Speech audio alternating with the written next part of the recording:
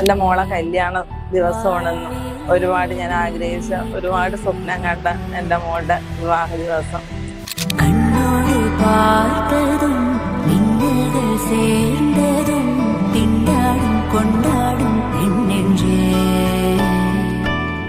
നെഞ്ചെന്നെ നീണ്ടതേ ഉന്നോട് പോകതേ ആനന്ദം എന്നോട് ഉണ്ണാതേ വാഴേ ഉയർ നീ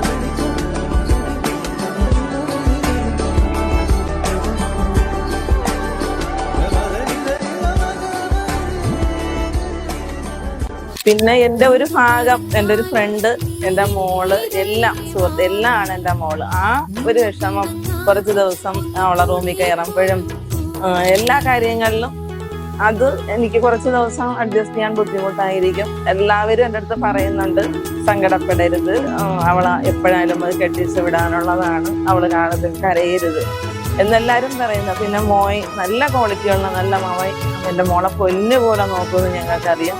ആ മോന്റെ കയ്യിൽ എൻ്റെ മോളെ ഏൽപ്പിക്കുന്നതിൽ വളരെ വളരെ സന്തോഷം.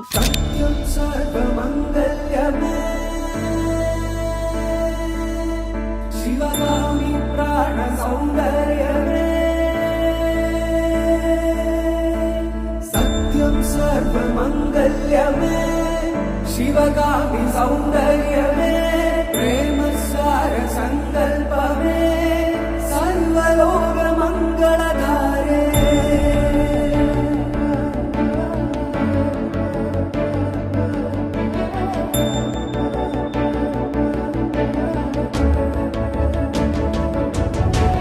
സത്യം സർവമംഗല്യമേ ശിവഗാമി സൗന്ദര്യമേ പ്രേമസാര സങ്കൽപമേ സർവലോക മംഗളധാരേ.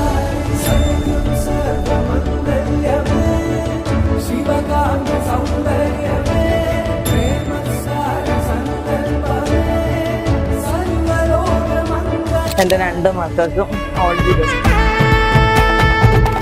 பட பட பட பட படவன எந்த கண்ணம்மா நீ தொட தொட தொட தொட துடிக்குது எந்த நெஞ்சம்மா ஹே சிலு சிலு சிலு சிலு சிலுவன கொஞ்சம் செல்லம்மா நான் சட சட சட சட மழையன வந்தேன் கண்ணம்மா திருநாள் இதுவா இதயம் தரவா உரைத்தேன் மெதுவா குஞ்சி குஞ்சி வரவா. എൻ്റെ ചേച്ചിൻ്റെ കല്യാണമാണ്. ഒരുപാട് സന്തോഷമുണ്ട്, ഒരുപാട് വിഷമമുണ്ട് വിട്ടു പോകുന്നതില്. ഇത്രയും ദിവസം കൂടെ ഉണ്ടായിരുന്നിട്ട് പെട്ടെന്ന് ഒരു ദിവസം വേറെ വീട്ടിലേക്ക് പോകുമ്പോൾ ഒത്തിരി സങ്കടമുണ്ട്. പിന്നെ നല്ലൊരാളെ തന്നെയാണ് ചേച്ചി കിട്ടിയേക്കുന്നത്. പിന്നെ ചേച്ചിയെ കുറിച്ച് പറയുകയാണെങ്കിൽ ഒരു കിളി പോയ ആയിട്ടാണെങ്കിലും ചേച്ചി പക്കയാണ്. അതുപോലെ ഒരാളെ തന്നെയാണ് ചേച്ചി പാർട്ണറായിട്ടും കിട്ടാൻ പോണത്. ചക്കിക്കത്ത ചങ്കരൻ എന്നൊക്കെ പറയുന്ന പോലെ വൈബാണ് രണ്ടുപേരും. ചേച്ചിയുടെ ഏറ്റവും വലിയ ഫ്രണ്ട് എന്ന് പറയുന്നത് അപ്പ തന്നെയാണ്, ചേച്ചിയുടെ അമ്മ. അപ്പം ഭയങ്കര ഫ്രണ്ട്സാണ്. അപ്പയ്ക്ക് ഒത്തിരി വിഷമമുണ്ട്. എന്നിട്ട് രാവിലേക്ക് ഒത്തിരി കരഞ്ഞായിരുന്നു.